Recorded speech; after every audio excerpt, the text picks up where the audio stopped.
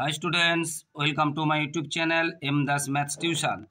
আজকের ABTA test paper 2024 এবং 2025 সালের মানে যারা মাধ্যমিক 2025 সালে দেবে তাদের জন্য ম্যাথমেটিক্স 118 পেজের ম্যাথমেটিক্স 2-এর দাগের এবং 3-এর দাগের ও 4-এর দাগের অঙ্কগুলো করাচ্ছি বন্ধুরা।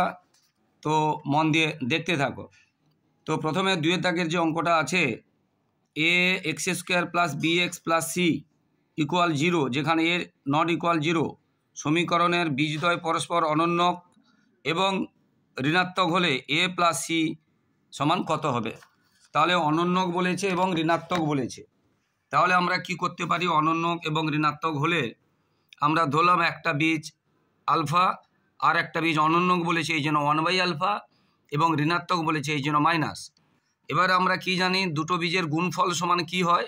c/a হয়, c/a হয় দুটো বীজের গুণফল। মানে এটা কোনটা যেটা এক্স স্কোয়ারের কাছে থাকে, বি কোনটা যেটা এক্সের কাছে থাকে, আর সি কোনটা যেটা এক্স থাকে না। তাহলে দুটো বীজের গুণফল হয় c/a। এখানে যেহেতু দুটো বীজ আমরা এটা ধরেছি আলফা এবং একটা অনন্যক আর ঋণাত্মক বলার জন্য 1/-আলফা হয়েছে, যেটা আলফা আলফা কেটে গেল -1, এটা থাকলো। এবার এটাকে কোণাকুণি যদি গুণ করি এটাকে, তাহলে আমরা কি পাবো? নিচে 1 দিয়ে যদি গুণ করি, এর নিচে 1 দিয়ে, তাহলে এটাকে এটা দ্বিগুণ, এটাকে এটা দ্বিগুণ, তাহলে c ইকুয়াল -a বা এটা এদিকে চলে এলো, তাহলে a plus C equal 0, a plus C equal 0। এরপরে যেটা আছে অর্ধবৃত্তস্থ কোণ ড্যাশ। সবসময়ের জন্য অর্ধবৃত্তস্থ কোণ সমকোণ হয়। তোমাদের এটা একটা উপপাদ্য আছে, প্রমাণ একটা আছে, যে কোনো অর্ধবৃত্তস্থ কোণ সমকোণ হয়। এটা আমি যদি এখানেও যদি করি, যদি যোগ করে দিই ব্যাসের উপরে বা অর্ধেক বৃত্ত, এটাও কি হবে? 90 ডিগ্রি হবে। যে কোনো অর্ধবৃত্তস্থ কোণ সমকোণ হয়, তাহলে এটা উত্তর 90 ডিগ্রি। এবারে অনুবন্ধীকরণী ভালো করে বুঝতে হবে। অনুবন্ধীকরণী আর করণীরেষক দুটোর মধ্যে তফাৎ আছে। যখন বর্গমূলের চিহ্ন চেঞ্জ হবে সেটাই হবে অনুবন্ধীকরণী। বর্গমূলের কাছে চিহ্ন চেঞ্জ করতে হবে, অর্থাৎ এই যে √3 আছে এটা -√3 হবে, এখানে আর চেঞ্জ করা যাবে না। তাহলে অনুবন্ধীকরণী হবে -√3 -5, এখানে চেঞ্জ করা যাবে না। বুঝতে পেরেছ? এরপরের যে প্রশ্নটা আছে যে যৌগিক গড় মধ্যমা সংখ্যাগুরু মান হলো ড্যাশ প্রবণতার মাপক। এটা হবে কেন্দ্রীয় প্রবণতার মাপক। এবারে সূর্যের উন্নতি কোণ 30 ডিগ্রি থেকে বৃদ্ধি পেয়ে 60 ডিগ্রি হলে একটি পোস্টের ছায়ার দৈর্ঘ্য ড্যাশ পায়। ছায়ার দৈর্ঘ্য কমে যায়, আর আগেটা যেটা বলেই দিলাম কেন্দ্রীয় প্রবণতা, এটা কমে যায়। কারণ দেখো লক্ষ্য করে একই জিনিস, এটা যত ডিগ্রি হবে এখানে যে উচ্চতাটা থাকে, বুঝতে পেরেছ? আবার এটা কত ডিগ্রি ছিল? প্রথমে যে ডিগ্রিটা বলেছিল 30 ডিগ্রি থেকে বৃদ্ধি পেয়ে 60 ডিগ্রি হলে ছায়ার দৈর্ঘ্য, তাহলে এইটা হলো কি? ছায়া, এটা হলো ছায়া। এবারে আমি যদি এটা 60 ডিগ্রি করি, এটা 30 ডিগ্রি ছিল, এবারে যদি 60 ডিগ্রি করি, 60 ডিগ্রি যদি করি, তাহলে এখন এইটা হচ্ছে ছায়া। আগে এই পুরোটা ছায়া ছিল, এখন এইটুকু ছায়া হচ্ছে, তাহলে ছায়ার দৈর্ঘ্য কী হবে? হ্রাস পায় বা কমে যাবে। এরপরে একটি নিরেট গোলককে গলিয়ে একটি লম্ব বৃত্তাকার চোঙ তৈরি করলে চোঙ ও গোলকের আয়তন ড্যাশ সমান হবে। কারণ ওই জিনিসটাকে গলিয়ে তো এটা করা হচ্ছে, হ্যাঁ, এ তো কোনো অপচয় হচ্ছে না, বলছে না, তাহলে আয়তন কী হবে? সমান হবে। এবারে সত্য মিথ্যা নির্ণয় করো। সত্য মিথ্যা দুটি সংখ্যার অনুপাত দেওয়া আছে 2:3 এবং তাদের গসাগু 7, সংখ্যা দুটি, তাহলে কি হবে? 14 আর 21। এটা সত্য হবে, কারণ গসাগু দেওয়া থাকলে, অনুপাত দেওয়া থাকলে গসাগু দিয়ে গুণ করতে হয় 2কে এবং 3কে, তাহলে 2 সাথে 14 আর 3 সাথে 21, এটাই দেওয়া আছে এখানে 14 এবং 21। তাহলে গসাগু দিয়ে গুণ করতে হবে, যে অনুপাত দেওয়া থাকবে সেই অনুপাতকে গসাগু দিয়ে গুণ করতে হবে। তাহলে 2কে 7 দিয়ে, যেহেতু অনুপাত 2 ছিল আর 3 ছিল, এবং 3কে 7 দিয়ে, তাহলে 14 আর কত? 21, তাহলে এটা সত্য। এরপরেরটা যেটা বলেছে, এরপরেরটা x² + x + 1 = 0 সমীকরণে বীজদ্বয় বাস্তব হবে কিনা। তো বীজদ্বয় কখনো বাস্তব হয়, কখন মানে অবাস্তব হয়, আর সেগুলো আমাদের জানতে হবে। যে নিরূপক b² - 4ac মান কত হচ্ছে সেটা দেখব। যদি বি স্কোয়ার মাইনাস 4ac মানটার উপরে নির্ভর করবে। তো এখানে বি স্কোয়ার সমান কোনটা, এক্সের কাছে যেটা থাকে বি, এক্স স্কোয়ারের কাছে যেটা থাকে এ, আর যেটাতে এক্স থাকে না সেটা হচ্ছে সি, অর্থাৎ সি এখানে 1, এখানে এক্সের সহগ কিছু নেই মানে 1, এক্স স্কোয়ার ওর সহগ কিছু নেই মানে 1, এও 1 বিও 1 সিও 1। তাহলে বি স্কোয়ার মাইনাস 4ac সমান আমরা বি 1 পেয়েছি, এও 1 পেয়েছি, সিও 1 পেয়েছি, আমরা বসিয়ে দিলাম। এটা এ কে 1 স্কোয়ার 1 হয়, এটা -3, তাহলে -3টা শূন্যর থেকে কম, তাহলে এই যে বি স্কোয়ার মাইনাস 4ac অর্থাৎ নিরূপক শূন্য থেকে কম হয়েছে। তাহলে এখানে যে কথাটা বলেছে যে বাস্তব হবে না, এটা তাহলে বাস্তব হবে না, শূন্য থেকে কম হলে বাস্তব হবে না। এরপরে যে অঙ্কটা বলেছে, এরপরে একটি ঘনকের প্রতিটি বাহুর দৈর্ঘ্য দ্বিগুণ হলে ঘনকটির আয়তন প্রথম ঘনকের 4 গুণ হবে। এটা বলেছে একটি ঘনকের প্রতিটি বাহুর দৈর্ঘ্য দ্বিগুণ হলে ঘনকটির আয়তন প্রথম ঘনকের 4 গুণ হবে, প্রথম ঘনকের 4 গুণ হবে। এটা দেখো, প্রথমে ঘনকের বাহু যদি আমি এ ধরি তাহলে আয়তন কত হবে, প্রথমে বাহু এ ধরলে আয়তন কত হবে, আয়তন হচ্ছে ঘনকের এ কিউ। পরে বাহু দ্বিগুণ বলেছে, তাহলে বাহু দ্বিগুণ, তাহলে আয়তন কত হবে, বাহুর কিউ মানে 2a কিউ, অর্থাৎ 8a কিউ। তাহলে এখানে প্রথমে আয়তন হলো এ কিউ, এখানে 8a কিউ, তাহলে 8 গুণ বেড়েছে, কিন্তু প্রশ্নে বলেছে 4 গুণ, তাহলে এটা কি হবে, এটা বুঝতে পেরেছো, এটা মিথ্যা হবে। এরপরে এ বি, এখানে বলেছে দেখো, এরপরে বলেছে এ বি অনুপাত সি স্কোয়ার একটা বলেছে, এরপরে বিসি অনুপাত এ স্কোয়ার বলেছে, এরপরে সি এটা অনুপাত বলেছে। যৌগিক অনুপাত বা মিশ্র অনুপাত মানে এই প্রথমেরগুলো গুণ করতে হবে, আর পূর্বপদগুলো গুণ করতে হবে, আর উত্তর পদগুলো গুণ করতে হবে। এটা যদি গুণ করি তাহলে এ বি গুণ বিসি গুণ সি এ কত হবে, এই প্রথম পদগুলো যৌগিক অনুপাত বা মিশ্র অনুপাত বের করতে গেলে প্রথমের পদগুলো গুণ করতে হবে, পূর্বপদ যাকে বলে, আর উত্তর পদ বা পরের পদগুলো গুণ করতে হবে। তো এটা গুণ করলে আমরা কি পাচ্ছি, এ দুবার পাচ্ছি, দেখো বিও দুবার পাচ্ছি, সিও দুবার পাচ্ছি, তাহলে এ স্কোয়ার বি স্কোয়ার এবং সি স্কোয়ার। আর এটা থেকে গুণ করি এ স্কোয়ার, প্রথমে সি স্কোয়ার, তারপর এ স্কোয়ার বি স্কোয়ার, মানে কি সেই হচ্ছে এ স্কোয়ার বি স্কোয়ার এবং সি স্কোয়ার, অর্থাৎ অনুপাত কী হবে, এটা দুটোই সমান হয়েছে, তাহলে 1:1 হবে, অর্থাৎ সত্য। এবং দুটো অনুপাত সমান হলে তাকে বলে সাম্যানুপাত। সেটা এখানে চাইনি, একটু বলে দিলাম। এরপরে একটি লম্ববৃত্তাকার চোঙের ব্যাসার্ধের দৈর্ঘ্য 2 একক হলে চোঙটির যে কোনো উচ্চতার জন্য চোঙটির আয়তন এবং বক্রতলের ক্ষেত্রফলের সংখ্যা মান সমান হবে। দেখো, ব্যাসার্ধ 2 একক বলেছে, এবারে যে কোনো উচ্চতার জন্য একটি লম্ববৃত্তাকার চোঙের আয়তন এবং বক্রতলের সংখ্যামান। এখন চোঙের ক্ষেত্রে এই যে চোঙের আয়তনের সূত্র কি না, πr² h, আর এই চোঙের এই বক্রতলের ক্ষেত্রফল, বক্রতল এটা কি না 2πr/h। চোঙের আয়তনের ক্ষেত্রফল এটা πr² h, আর চোঙের বক্রতলের ক্ষেত্রফল 2πr/h।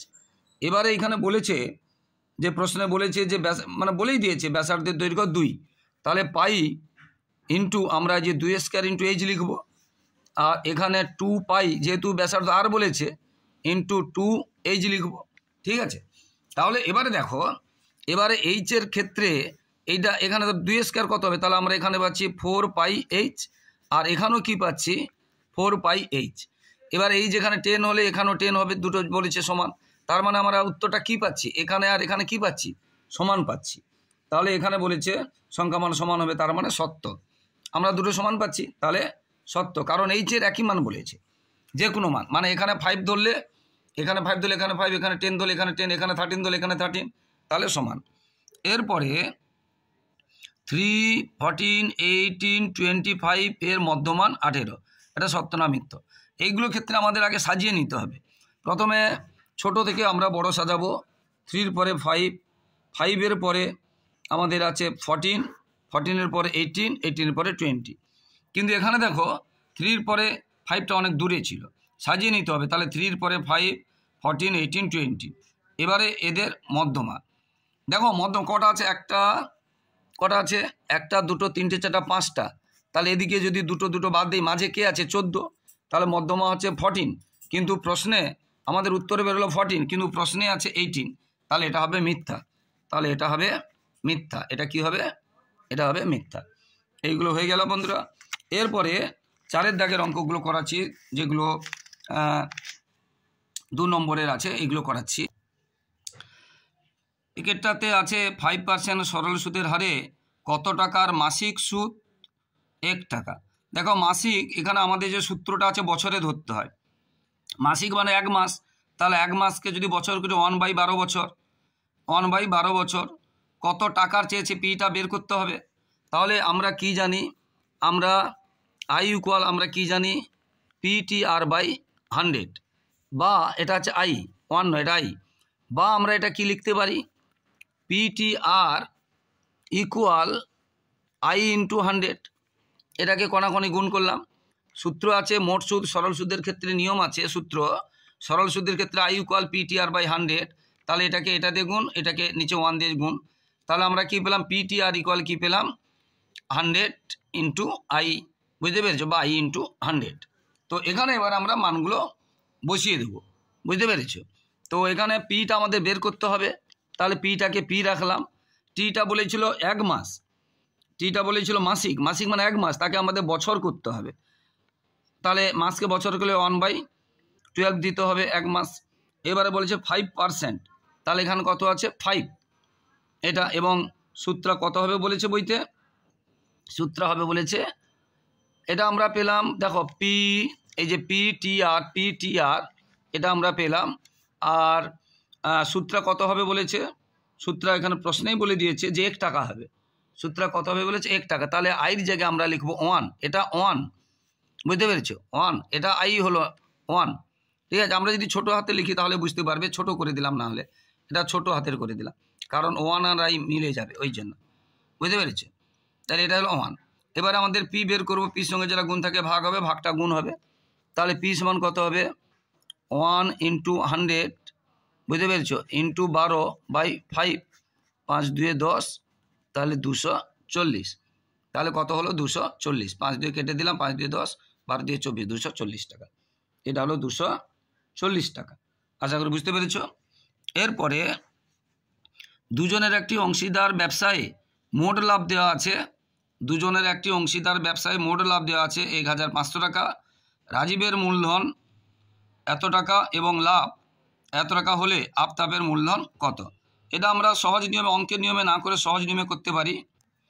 তাহলে মোট যে লাভ আছে, মোট লাভ যে 1500 টাকা, রাজীব পেয়েছে 900 টাকা, তাহলে আফতাব কত পাবে? মোট লাভ থেকে এটা বাদ দেব। তাহলে আফতাবের লাভ হবে 1500 থেকে, আমরা 1500 থেকে যদি 900 বাদ দিই তাহলে কত হবে? 600 টাকা আফতাব পেয়েছে। 1500 থেকে 900 বাদ দিলে আফতাবের 600 টাকা লাভ। আর একজনের লাভ পেয়ে গেলাম, রাজীবের লাভ বলেছে 900 টাকা। এবারে লাভের অনুপাতার মূল, যার লাভ বেশি হবে তার মূলধন বেশি ছিল, যার লাভ কম হবে তার মূলধন কম ছিল। এবারে প্রশ্নে, বইতে প্রশ্নে রাজীবের মূলধন বলেছিল 6000 টাকা, তাহলে আমরা লিখলাম 6000, আর আফতাব এটা জানি না, এক্স ধরলাম। রাজীবের মূলধন বইতে 6000 দেওয়া ছিল, আফতাব এটা বের করতে হবে, এক্স ধরলাম। আর রাজীবের লাভ বইতে কত দেওয়া ছিল? 900, আর আফতাবের লাভ আমরা কত বের করলাম? 600। এই যে বের করেছি, মোট লাভ থেকে রাজীবের বাদ দিলে আফতাব পেয়ে গেলাম। এবারে আমরা এখান থেকে আমরা এক্সের মানটা খুব সহজে পেয়ে যাব। আমরা এর একটা 0, এর একটা কেটে দিতে পারি। 3 2 6, 3 3 9, তাহলে এখানে পেলাম 3/2। এবারে তাহলে কি পেলাম? এটার সাথে এটা গুণ, এটার সাথে এটা গুণ, তাহলে 3, এটার সাথে এটা গুণ হয়, এটার সাথে 3x সমান, তাহলে কি পেলাম? 6000 গুণ 2, তাহলে x সমান কি পাবো? 6000 গুণ 2/3, 3 2 6, তাহলে হলো কত? 4, তাহলে হলো 4000। তাহলে এটা হয়ে গেল উত্তর, এটা হয়ে গেল উত্তর। এরপরে যে প্রশ্নটা আছে, দেখো 3টাতে kx² + 2x + 3k = 0, যেখানে k নট ইকুয়াল 0, সমীকরণের বীজদ্বয়ের সমষ্টি এবং গুণফলের সংখ্যা মান সমান হলে k এর মান কত? তাহলে এখানে এখানে সি সমান আছে 3k, বি সমান আছে 2 এবং এ সমান আছে কে। সমষ্টি এবং গুণফল কি বলেছে সমান। এবার যে কোনো এই ধরনের সমীকরণের ক্ষেত্রে যে বীজদ্বয়ের সমষ্টি বের করতে হয় minus B by A. B ওখানে 2 ছিল, সেটা এই জন্য লিখেছি, আর মাইনাসটা হচ্ছে সূত্রে, আর এ কে ছিল। এবং গুণফল, বীজদ্বয়ের গুণফল হয় সি বাই এ, সেটা আমরা এখানে বসিয়ে দিয়েছি। সি সমান কী ছিল 3k আর এ সমান এটা ছিল। এবার এই দুটো সমান বলেছে, সমষ্টি এবং গুণফল সমান, মানে এটা সমান বলেছে, তাহলে আমরা এটা সমান করলাম। এর কে তুলে দিলাম, নিচে আমরা তুলে দিতে পারি, তাহলে এটা সমান এটা থাকলো। বুঝতে পেরেছো? অর্থাৎ যেহেতু বের করতে হবে, এটাকে এদিকে আনলাম, ওটা থেকে নিয়ে গেলাম। হ্যাঁ, তাহলে কে সমান কত, কের সঙ্গে যেটা গুণ থাকে চলে গেল, এটা হয়ে গেল উত্তর। এরপরের যে অঙ্কটা একদম সহজ অঙ্ক আছে, a/b সমান 3:2 এবং b/c সমান 3:2 হলে a প্লাস বি অনুপাত b প্লাস সি সমান কত। দেখো এখানে b আছে 2 আর এখানে b আছে 3, এই দুটো বিকে সমান করতে হবে। এখানে b আছে 2, এখানে b আছে 3, এই দুটো বিকে সমান করতে হবে। তাহলে দেখো দুটো বিকে যদি সমান করি, a/b, দেখো এখানে b 2, এখানে b 3, এই দুটো লসাগু করব, 2 আর 3 6 হবে। তাহলে একে 6 করতে হবে মানে 3 দিয়ে গুণ করতে হবে, একে 6 করতে হবে মানে 2 দিয়ে গুণ করতে হবে। দুটো বিকে লসাগু করব, 2 আর 3 6, তাহলে একে মানে 6 করতে হবে। তাহলে একে 6 করলে একে 3 দিয়ে পুরোটাকে গুণ করব, আর এখানে বিকে 6 করলে 2 দিয়ে পুরোটাকে গুণ করব। এটা গুণ করেছি, তাহলে এখানে এ হলো 9, বি হলো 6 আর সি হলো 4, মানে রেশিও। ওটাকে আমরা ধরে নিলাম। এটা অনুপাত মানে যে ওই সংখ্যাটা হবে তা নয়, এটা যেহেতু শর্ট প্রশ্ন, যেহেতু বেশি কিছু লেখার নেই, এটা রেশিও অনুপাত হয়েছে। অনুপাত মানে যে 9 6 এবং 6 4 হবে তা নয়, ধরিলাম এটা 9, এটা 6 এবং 4, তাহলে এটা যেটা এ যুক্ত বি অনুপাত বি যুক্ত সি মানগুলো বসিয়ে দিলাম। এটা উত্তর বেরিয়ে গেল, কাটাকাটি করে উত্তর বেরিয়ে গেল। 15 আর 10 5 দিয়ে কাটলো, এটা হয়ে গেল। এরপরে যে অঙ্কটা বলেছে, এরপরে যেটা বলেছে ও কেন্দ্রীয় বৃত্তে A B O C D যে দুটি দৈর্ঘ্য সমান, এ ও বি কোণ 60 ডিগ্রি হলে সিডি 6 সেমি হলে বৃত্তের ব্যাসার্ধের দৈর্ঘ্য কত। এখানে বলেছে ও কেন্দ্রীয় বৃত্তের এ বি ও সিডি যে দুটি দৈর্ঘ্য সমান এবং এ ও বি 60 ডিগ্রি, সিডি দেওয়া আছে এত 6 সেমি, তাহলে বৃত্তের ব্যাসার্ধের দৈর্ঘ্য কত। সিডি দেওয়া আছে 6 সেমি ও কেন্দ্রীয় বৃত্তের। সিডি যেহেতু সমান বলেছে, সিডি যদি 6 হয় এ বিও 6 হবে, যে দুটি সমান প্রশ্নেই বলা আছে। তাহলে সিডি যদি 6 সেমি হয় তাহলে এ বিও 6 সেমি হবে। দেখো আমরা করছি, তাহলে সিডি 6 সেমি হলে এ বি 6 সেমি হবে। এবং বইতে বলেছে এ ও বি 60 ডিগ্রি, এটা 60 ডিগ্রি। এবারে এটা এই ত্রিভুজটাকে আমরা এই দিক দিয়ে যদি করি, দেখো এটা ও, এটা এ বি, দেখো এটা 60 ডিগ্রি। আবার দেখো ও বি আর ও এ বৃত্তের এগুলো কি ব্যাসার্ধ, একই বৃত্তের সব ব্যাসার্ধ সমান হয়, তাহলে ও এ যতটা হবে ও বি ততটাই হবে, কারণ ব্যাসার্ধ সমান হয় একই বৃত্তে। তাহলে ও এ আর ও বি সমান হবে। তাহলে ও এ ও বি যদি সমান হয়, আবার যে কোনো ত্রিভুজের দুটো বাহু সমান হলে এই দুটো কোণও সমান হয়। এটা উপপাদ্য একটা আছে, তাহলে এটা এক্স হলে এটা এক্স হবে। যেহেতু দুটো বাহু সমান, কেন সমান না একই বৃত্তের ব্যাসার্ধ ও বি আর ও এ সমান, তাহলে দুটো বাহু সমান হয়েছে, দুটো কোণ সমান। আবার এটা এবং এটা নিয়ে হবে 180 ডিগ্রি, তাহলে সেখান থেকে 2x সমান এটাও দিকে চলে গেল 120, x সমান 60, তাহলে এটাও 60 এটাও 60 এটাও 60, তার মানে এটা একটা সমবাহু ত্রিভুজ। আর যখন সমবাহু ত্রিভুজ হয়েছে তার প্রত্যেকটা বাহু সমান হবে, তার মানে এটা 6 হলে এটাও 6 হবে, এটাও 6 হবে, তাহলে এগুলো 6 সেমি। তাহলে এটাই তো ব্যাসার্ধ, তাহলে ও এ বা ও বি মানে যেগুলো ব্যাসার্ধ সেটা হলো 6 সেমি, তাহলে আনসার হলো 6 সেমি। তাহলে তিনটে কোণ সমান, ওই জন্য সমবাহু ত্রিভুজ। আর সমবাহু ত্রিভুজ মানে সবগুলো বাহু সমান, তাই এটা 6 বইতে দেওয়া আছে, সেই জন্য এটাও 6 এটাও 6 হয়ে গেল।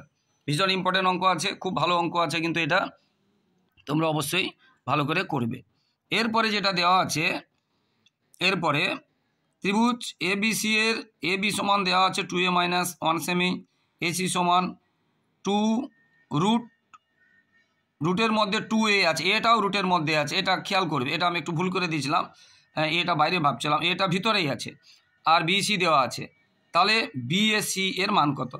এই সমস্ত অঙ্কের ক্ষেত্রে বিএসির মান দেখো, এরকম তিনটে বাহুর দৈর্ঘ্য দেওয়া থাকলে মান করতে যাওয়া মানে এটা সাধারণত বোঝা যাবে যে এটা সমকোণী ত্রিভুজের ক্ষেত্রে বলেছে।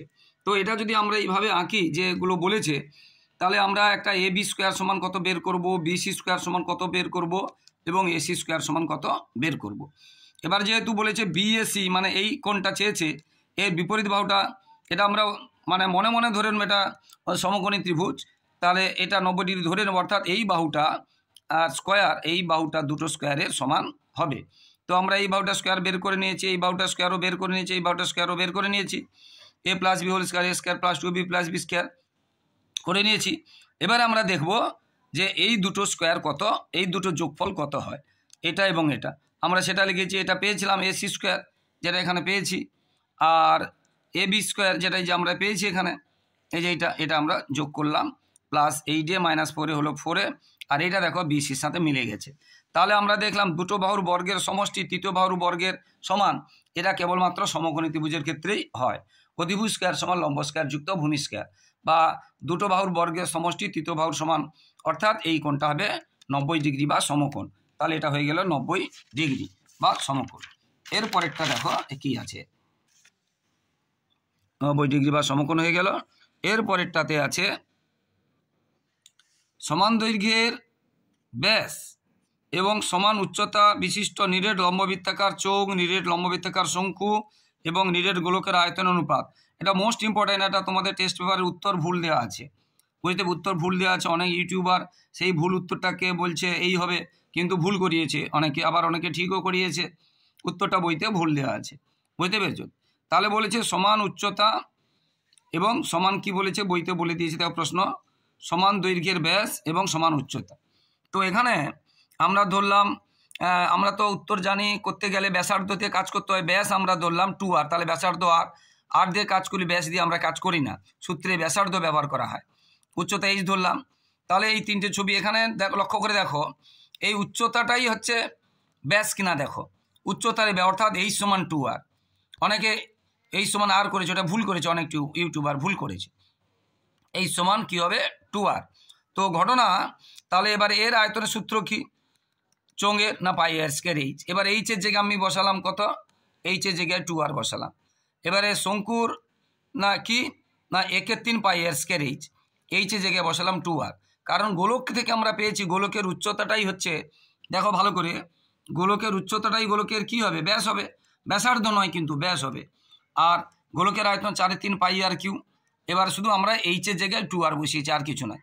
এবারে পাই এরো পাই এর এখানে আর কিউ, এখানে আর স্কোয়ার মানে আর কিউ, এখানে আর স্কোয়ার, তাহলে পাই এবং আর কিউ সবার চলে গেল। পরে থাকলো এই যে 2, এরপরে থাকলো উপরে 2 নিচে 3, এরপরে থাকলো উপরে 4 নিচে 3। এবার আমরা এই যে 2 দিয়ে কেটে দিয়েছি, হ্যাঁ, এই যে 2 কেটে দিয়েছি। এবারে এই নিচেরটা দিয়ে এটাকে গুণ করেছি, তাহলে 3:1:2, এটা হয়ে গেল আনসার। এটা 4 বইতে দেওয়া আছে এবং অনেকে 4 বলেছে, এটা 4 হবে না, এটা 2 হবে, বুঝতে পারলে? এরপরে এটা এখন যেটা করালাম কিন্তু ভীষণ ইম্পর্টেন্ট, বুঝতে পেরেছি? এইটা 7-এরটা মোস্ট ইম্পর্টেন্ট আছে, 8-এরটাও মোস্ট ইম্পর্টেন্ট আছে, একদম আসে 7-8-এর মধ্যে কিন্তু প্রায় আসে। একটি লম্ববৃত্তাকার যে শঙ্কু, আয়তন দেওয়া আছে ভি ঘন একক, ভূমির ক্ষেত্রফল এ বর্গ একক এবং উচ্চতা h, তাহলে h বাই ভি এর মান কত? তো আয়তনের সূত্রটা কি? আয়তনের সূত্র আমরা জানি শঙ্কুর ক্ষেত্রে 1/3 পাই আর স্কয়ার h।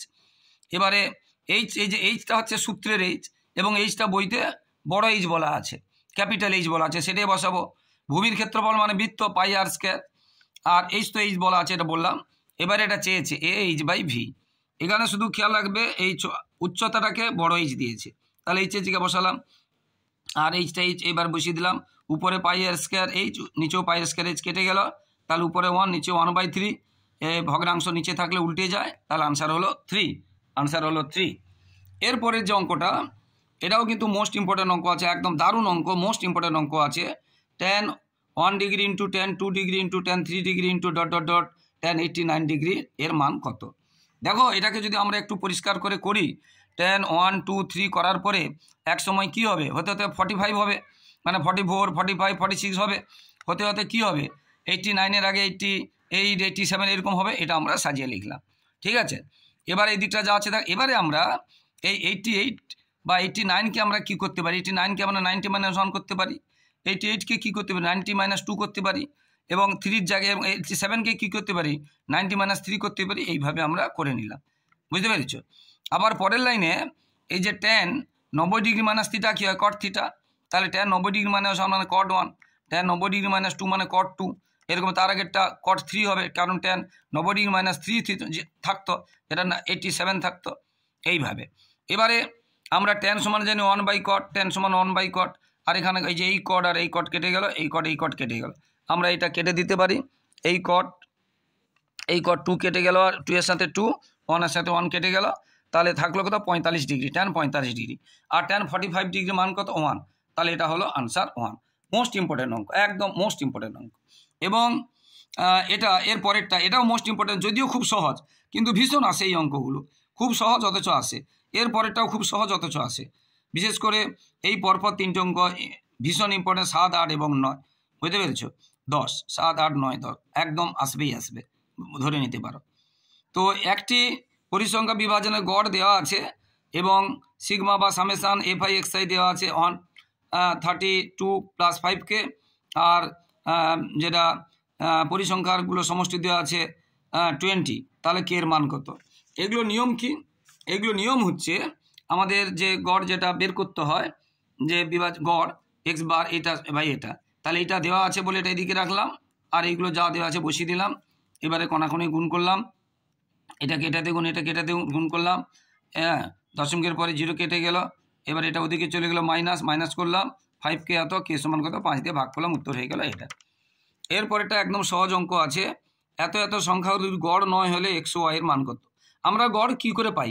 কতগুলো সংখ্যা আছে দেখো, 1, 2, 3, 4, 5, 6টা, এইগুলো যোগ করে 6 দিয়ে ভাগ করবো, 6 দিয়ে ভাগ করব, কারণ নাম্বার কতগুলো আছে, নাম্বার যেটা আছে 6, তাহলে এটা যোগ করে 6 দিয়ে ভাগ করবে, এবং সেই গড়টা বইতে বলা আছে 9, তাহলে সেটাই আমরা করলাম। এটা যোগ করলাম, তাকে 6 দিয়ে ভাগ করলে গড় হবে কত বলেছে, এটা মিন বলেছে 9, সেটা বসিয়ে দিলাম, গড় বা মিন এটা বসিয়ে দিলাম।